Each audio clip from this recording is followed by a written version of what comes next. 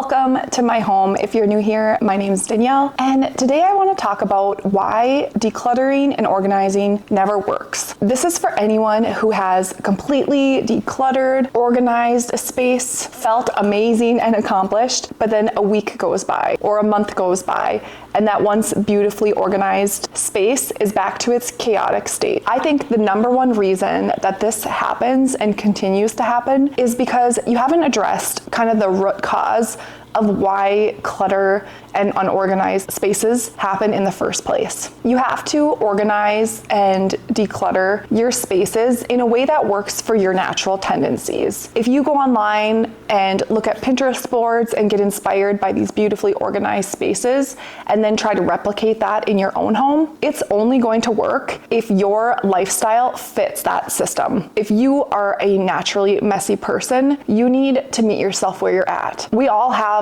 little things that we do throughout the day that make messes and little habits that we have. I think there's a huge disconnect and overwhelm because there's just so much inspiration photos, whether it's from Pinterest, and hundreds of different kind of organization products, whether it's bins, baskets, trays, dividers. When we have too many options to pick from and too many pieces of inspiration to kind of draw from, it just puts us in decision paralysis and don't want to make a decision at all. If you felt this way where you have a space in your home that's really stressing you out, you know you need to declutter, you know you need to organize, but you don't really know where to start, you're not alone. You need to get down to the bare bones of how you're going to use that space and how you exist in that space as well. You can have the most beautifully organized and designed home, but if it's not designed in a way that meets how you live in your space, it will never stay that way. Quickly, things go back and revert to the state that they were before because, again, you haven't addressed how you're using that space and what you tend to do in that space that causes natural messes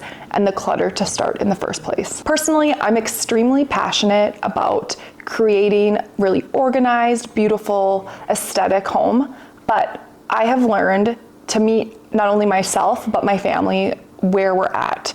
And each season of life brings something new. When my kids were very little, I had to get creative with how to organize their toys because there was a lot more of them. The toys were a lot larger when they were little. So getting creative on how I stored those so that I didn't feel like my home was being overrun by toys at any given moment. It's really less about perfection and more about focusing on function. I think especially when it comes to organizing and kind of marrying design in your home together, you really have to kind of put function over aesthetic. And I think that is where a lot of us get hung up because when we go to look for a photo for reference or watch a video, everything is so perfectly aesthetically pleasing that we feel like it's just unattainable. And sometimes it is if you're trying to follow a system that will not work for how you put things away. If you're someone that loves to see their possessions, you're more of a maximalist, you like colors, and you love to see all of your things on display, having closed bins and then containers that have lids on them, that's not going to be practical for you at all. You need to organize in a way that can still showcase your beautiful things.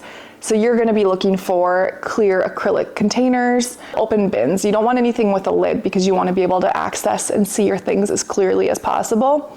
Anything that has like multiple levels where you can display maybe products or hanging your jewelry where you can see all of your jewelry at a glance. You could display your perfumes or colognes on a nice aesthetic tray and kind of almost use that as a decor statement as well. If you find that you're more of a visual person where you really like to see your things and you just can't keep your spaces organized, you just feel like it's always kind of a hot mess of drawers and baskets, ditch anything that you're storing in lids or behind closed doors and opt for more clear, open containers or some sort of tiered system where you can have multiple layers and store and display your items. Another example could be, instead of storing all of your like throw blankets or cozy blankets that you use, instead of storing those, folded behind a cabinet or tossed into a basket, I recommend get something more like a blanket ladder where you can have your blankets on display and you can see everything rather than having it tucked away. But also, if you're more of a naturally messy person and you tend to be a shover, if you open up your drawers and cabinets and there's a lot of just random stuff stuffed in there, because as you clean your house, instead of having a designated home for these things, you just kind of tuck them out of sight, out of mind. You're gonna want to create systems in your home where you can just throw things. An organized junk drawer is gonna be really beneficial. Even though you might tend to throw things in, instead of having a very detail-oriented junk drawer, maybe do bigger categories. So office supplies would be anything like pens, markers, tape, scissors, things like that. That would all be contained in a single compartment, instead of having your pens in one, your scissors in one, your tape in one. Narrowing it down to less groups will make it easier for when you're doing a quick tidy to just quickly toss things into their generalized compartment, rather than having to take the time to separate your paper clips from your pens and the batteries. So focus on less intricate organization systems.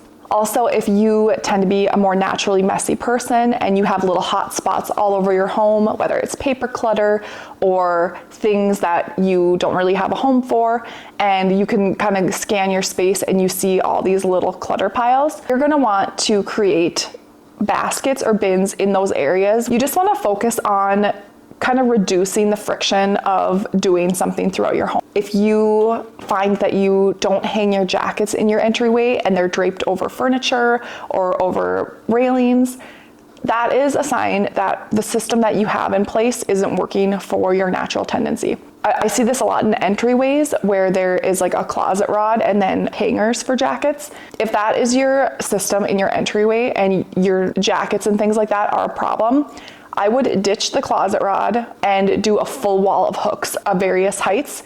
It's way easier to just quickly hang something on a hook rather than opening a door, grabbing a hanger, putting the jacket on the hanger and hanging it back up.